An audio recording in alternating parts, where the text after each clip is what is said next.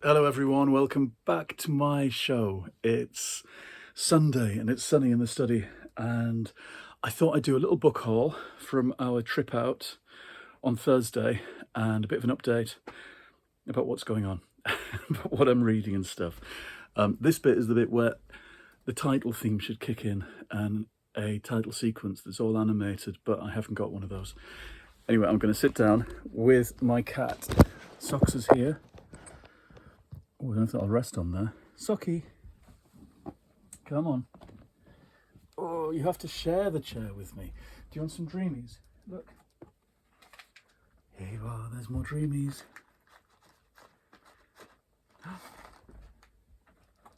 know. There you go. Can balance on there.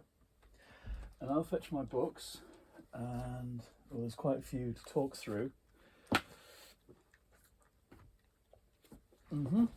Okay, I think we're ready. We have a heap of books. This is in the wrong place. I've got my coffee. Oh, out of breath from coming up and downstairs. There, that's a good shot. Coffee, Paul, and Socky. Go on then. Ow, ow, ow, ow. He's sticking his claws in. The other morning, I woke up and there was all blood on my arm because he sleeps kind of under my armpit. And he'd scratched me, and I hope he wasn't sucking my blood like a little vampire cat, but there was a big mass of dried blood on my arm. It was quite scary. Right, so on Thursday we went out. It was sunny. It was almost Jeremy's birthday. That was the next day, but that was his day out for to celebrate because it was nice. It was sunny. So we went into West Yorkshire rather. Nobody can see you down there. Never mind. And we drove through Hebden Bridge. And actually, if I put the thing down here... Oh, that's good. Whoops. People will stop watching if the camera angle is not very good. Lots of our favourite places, like Hebden Bridge and Todmorden, and the Gordon Riggs garden centre near Todmorden that we've been going to for years and years and haven't for a while. And Jeremy didn't buy plants, but I did. I bought these, and they're downstairs. I can't show you. These tiny little kind of dejected plants. They looked like Charlie Brown's Christmas tree, but worse. One of them was an iris that's just about dead, a little tiny shriveled flower on top. And a little sapling, is that the right word? A little shoot of a jalapeno chili plant. I'm terrible with plants, but then I haven't really tried either over the years. Jeremy's very good with plants, although he's lost his enthusiasm for... I'm going to move this, it's annoying. He's lost his enthusiasm for growing them, I think, in recent years. But I'm going to try with these little 2 shoots that I got. Anyway, after that, it was the bookshops of Todmorden. We drove through Hebden Bridge and then over the moors to Haworth. And that's where my video took place, the one I posted on Thursday night, the last one I did, most recent one I did. And it was our trip out visiting a Wave of Nostalgia shop, which we'd never been to before, never found it before. Heard of it, I think, through other people's visits. And so it was this magical thing of going in, and you saw the video, which was delightful, and hopefully only the first in a series of video interviews and chats and visits to bookshops. So if you can think of any others I should go to, I've got a few in mind that I want to go to, but let me know, let them know that they should be prepared for me turning up to chat. So first of all, books in Todmorden, first of all. There's a lovely second-hand bookshop in Todmorden, which I've always liked. It's rickety and stacked with things, and I always find something. It's quite well priced as well, and the books smell terrific, especially the old pulpy science fiction, which was what I was looking for. As you know, I'm a bit obsessed with these Corgi new writing SF books, and I've been collecting, well, I've got the first two, and this idea that I'm going to gradually find them in order. The last time I went to this particular shop in Todmorden, I found this outside, which I think I mentioned at the time, for very cheap. These were the editions that I read the Star Trek books in by James Blish. And recently, this should be part of my book haul, but I've already put them on the shelf proudly. I ordered 2 more of the Corgi 1980s editions of these to fill my whole collection. I finished it. I haven't had that whole collection of 12 James Blish books since I was about 20, when all my books were given away, sold. So I've got the full set of these, and I'm ready to dip into them again, I think. I feel quite nostalgic about these. Anyway, so in the my idea was that I would go back to this bookshop in Todmorden, knowing that they had lots of old pulp SF that was mostly untouched. I don't think it's a shop where the stock changes that rapidly, really. And I've mentioned it before as being like a place on the edge of a black hole. And the last time we saw this old fella in a woolly hat in a very cold day, and it was like he was the guardian of the black hole, as all of Western culture decants itself into another universe and is lost forever. He was standing there with all the old Bunty annuals and Star Trek books and Billy Bunter books and The Wind in the Willows and 1001 Arabian Nights, kind of protecting them from destruction. Anyway, I went in again, and Jeremy was combing through the poetry section halfway up the stairs and buying poetry books, suddenly enthusiastic about being serious about his poetry, which is amazing to see. And I headed for the science fiction, where I found Pulsar 2, edited by George Hay. I think this is a collection from the late 70s.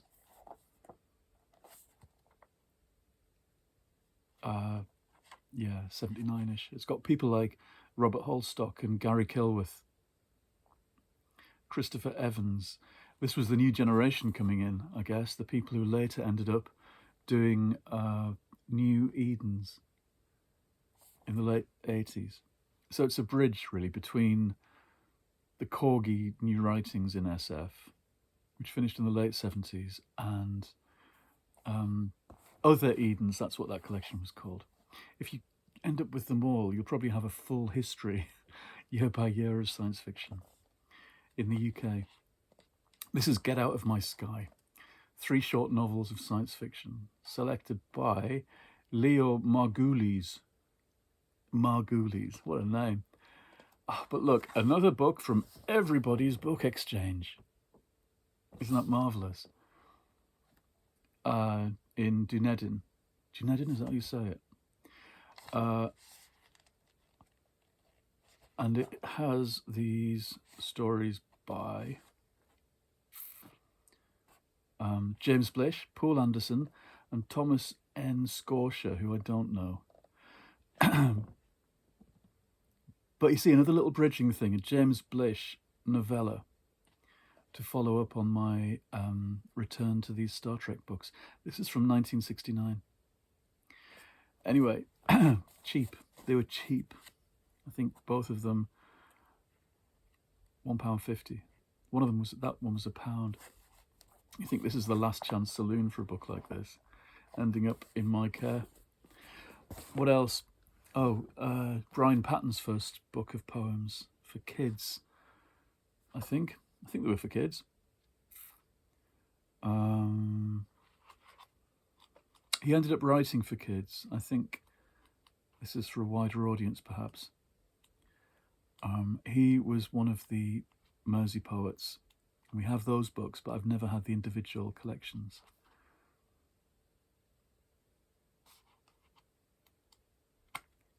And this looks like I think it's an edition from the time, from 1979. No, but it's from 67, but this is from 79.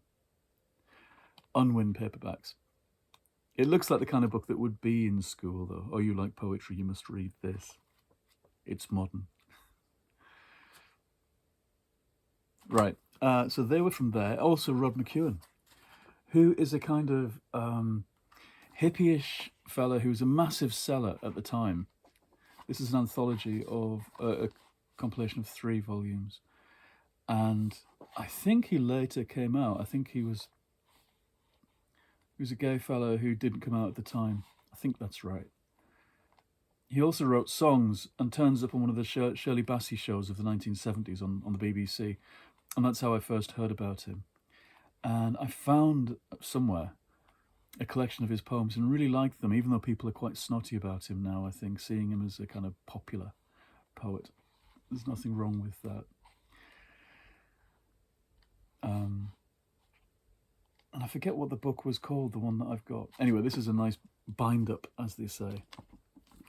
Right, so that was them. And then in a little charity shop there, I found the Louise Erdrich book for 50p that I've been after for a while. It sounds great. It's a ghost story. Tookie works as a bookseller in a small independent bookstore in Minneapolis. When the store's most annoying customer dies on All Souls Day, her ghost, simply refuses to leave the bookshelves. Tookie, who has landed the job after being released from years of wrongful incarceration, must solve the mystery of this haunting, while at the same time trying to understand all that occurs in Minneapolis during a year of grief, astonishment, isolation, and furious reckoning. This is a COVID book, and it has ghosts and books and mysteries, and it sounds perfect. I haven't read Louise Erdrich for years and years. I read, was it The Beat Queen? The Beat Queen and Love Medicine and Tracks I read back in the early 90s, and I don't think I've read any since. I'm not sure she's been as well published here in the UK. Also in the same place, look at this, a 1980s version of Snow White. Snow White's been in the press, of course, because of the Disney remake. For all sorts of reasons, and I don't think it's gone down particularly well. But this looks amazing. The woman in the shop said, oh, there was some bloke in laughing about this. He was leafing through this, taking photos of the illustrations and laughing about them. There's some very funny people out there. Because I think this is a beautifully illustrated kids' book. Hand-painted and not really like the kind of thing you see now. I don't think. It's slightly eccentric. And almost like superhero art in a way. In places. There's something nicely old-fashioned about it anyway. I'm going to go through every page for you.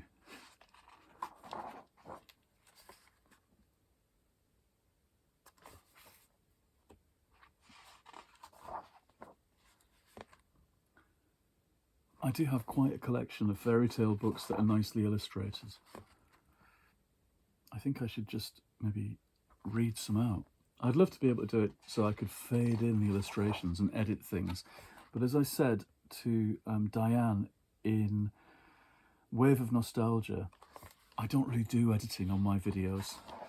Everybody else does, and I know they spend a lot of time and effort and patience and care on making really nice videos full of edits and all kinds of special effects.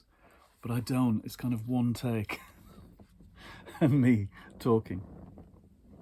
I thought that was lovely anyway. A lovely addition. Maybe I will read some fairy tales out on this. That's just kind of long enough, that version of that, to read aloud.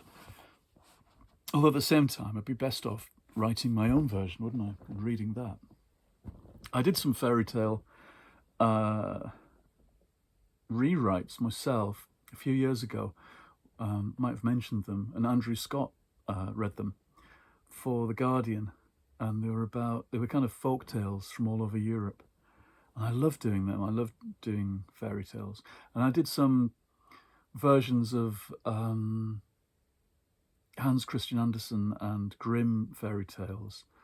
Just for myself, I haven't put them together in anything yet, I don't think. And they were kind of science fiction takes on some of those stories. And they ended up quite long and involved in some cases. Maybe I should go back to that. Of course, the book I've done with Steve Cole that comes out this autumn is Doctor Who 1001 Nights in Time and Space. And they're kind of science fiction Doctor Who retellings of fairy tales. Or rather, telling some of the old Doctor Who stories in a kind of storytelling voice, in a folktale voice, in a kind of Scheherazade voice. That's the idea with that book. But it's about boiling those stories down into something that makes them feel more like they belong to the oral tradition of tale-telling, which I think the best stories do. And it was interesting taking some of those Doctor Who stories and realising that the better written stories were the ones that lent themselves to a kind of oral tradition style. Very interesting how that works. And the less thought out stories didn't. It's like seeing if a story bounces. Taking something and does it bounce or does it just go plop and stay on the ground? If a story is buoyant enough, if it's bouncy enough, it will come back at you. And all the extraneous bits will have dropped off. It's like it's making something well. Yeah, making a good thing that will bounce. More retellings. I got this, Wonderland. Short stories edited by Marie O'Regan and Paul Kane. Whole bunch of wonderful people in this. My friend George Mann, Rob Shearman, and Genevieve Cogman, Jane Yolen, who's wonderful. Lots of people I know. Mark Shadbourne, whose books I've read for about 20 years, his fantasy books. And he's always got interesting stuff to say on social media about politics. Anyway, they've all written stories from Wonderland. And these are the people who got in touch with me a couple of weeks ago, asking if I'd write a story for an upcoming collection, which is really nice. It's so nice to be asked to do something. As I said, I feel neglected sometimes. And it's nice when somebody does get in touch and say, we like what you do. We want you to do this for us. Okay, last two things. When I went to Wave of Nostalgia, I bought 2 books, 2 signed copies actually. I was given the hard sell on various books while I was there, and I had to buy something. I had to give in to my worst instincts and buy more books, or that's the last thing I need. But something I didn't know about, Karen Powell, 15 Wild Decembers.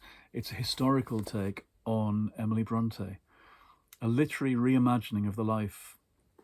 Isolated from society, Emily Bronte and her siblings spend their days inventing elaborate fictional realms or roaming the wild moors above their family home in Yorkshire. When the time comes for them to venture out into the world to earn a living, each of them struggles to adapt, but for Emily the change is catastrophic. Torn from the landscape to which she has become so passionately bound, she is simply unable to function. It's funny because we sat in the Black Bull pub at the top of the town in Haworth, just by the church and quite near to the parsonage, and that was where Branwen, their dissolute brother, sat and drank and gave in to his mad rages. And apparently, I don't know if it's still there, but there was a chair they kept for years and years that was Branwen's, that he would sit and drink in. And the ghost apparently is still there. We sat there for a while, but then chose a different pub to eat in, and that was lovely. We had a really good visit. And also The Fascination, the most recent book by Essie Fox, who's a friend of mine, a Facebook friend of mine. I've never met her, but I know she seems lovely, and she's read all of my Brenda and Effie novels.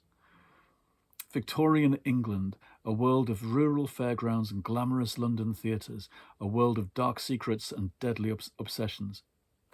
Twin sisters, Keziah and Tilly Lovell, Lovell are identical in every way, except that Tilly hasn't grown a single inch since she was 5. Coerced into promoting their father's quack elixir as they tour the country fairgrounds, at the age of 15, the girls are sold to a mysterious Italian known as Captain.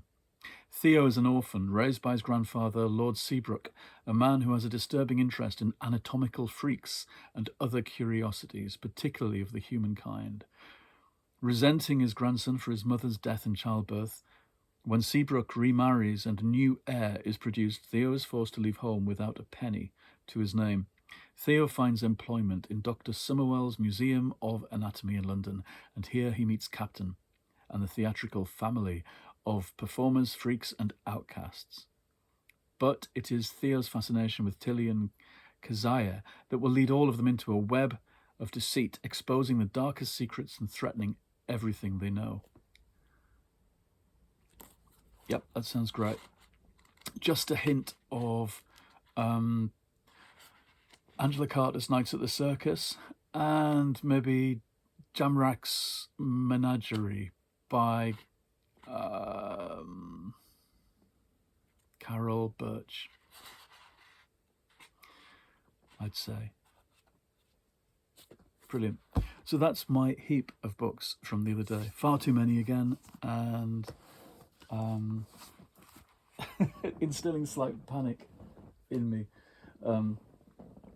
at the idea of when am I going to read everything, because it's almost the end of the month and I have to open my April book bag probably on Tuesday or Wednesday, and that'll give me 6 more books out of the blue, things I've put by in cold storage, and I will supplement them with other stuff because 6 won't see me through the month. It's still a good system though, I think. I'm coming to the end of this, which I might have mentioned already. I've carried this with me for the past few days, Tessa Hadley's Free Love. I don't want it to finish. I've got about 30 pages to go. It's a perfect explanation of how the 50s became the 60s, the 50s lasting until about the mid-60s, and suddenly there's this explosion of everything changes. This is about a middle-class woman who walks away from her family and takes up with a younger man, a kind of bohemian in London, and his gang, and the daughter that then follows on behind to find out where her mother's gone. They both walk slap bang into the middle of 1968 and revolution in every sense. It's a really beautifully written book, and it's made me actually, I haven't gone through everything in my book pile because I ordered 2 other Tessa Hadley novels off the back of being halfway through this, knowing I want to read everything by her, but they will be salted away for the future. I think I'm not going to go straight into it. It's worth just absorbing this one book slowly over a number of days and then letting it settle in. I think it's really good though, and one of my top 3-4 books of the year so far. I think that's right. I think there's been a best book in each month so far. That's not bad. I shall do a kind of review of my reading in March in the next few days or so before I open the April book bag. I quite like this routine, doing a month and reviewing it and then opening up the next month like a gift to myself. Okay, Socks, are you going to say goodbye to everyone? Will you say goodbye? Oh, he's loving the sun, aren't you? What do you think, Socks? Oh, he's stretching, but he's also sliding down my lap. Okay, everyone. I will see you again quite soon. Do take care. Bye-bye.